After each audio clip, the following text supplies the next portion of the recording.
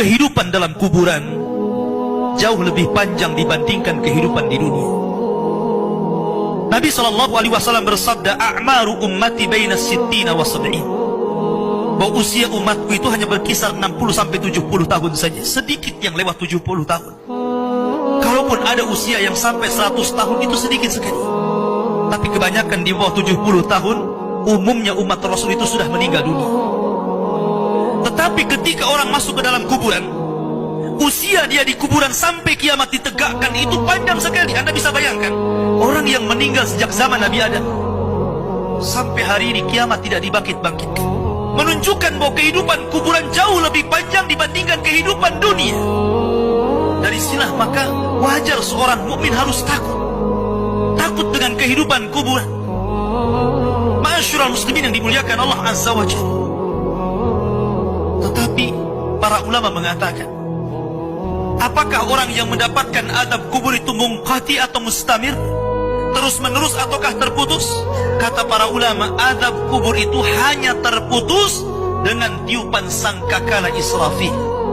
Ketika itulah Nabi SAW menceritakan bahwa Allah Subhanahu wa Ta'ala memerintahkan kepada Israfil untuk meniup sangkakala yang pertama. Disinilah azab kubur terputus. Karena ketika itu seluruh orang mati, baik orang yang ada di atas bumi atau yang ada di bawah bumi, baik kalangan jin, baik malaikat, kecuali makhluk-makhluk yang Allah kehendaki saja, semua hancur. Dan Abu Hurairah radhiyallahu anhu menceritakan kehancuran bumi setelah tiupan sangkakala itu adalah 40. Bisa 40 hari, bisa 40 bulan, bisa 40 tahun. Yang jelas Allah hancurkan bumi ini. Allah luapkan lautan ke daratan. Allah jatuhkan bintang. Allah hancurkan gunung sehingga seperti kapas yang dihempas angin. Itulah yang disebut dengan kehancuran alam atau hari kiamat.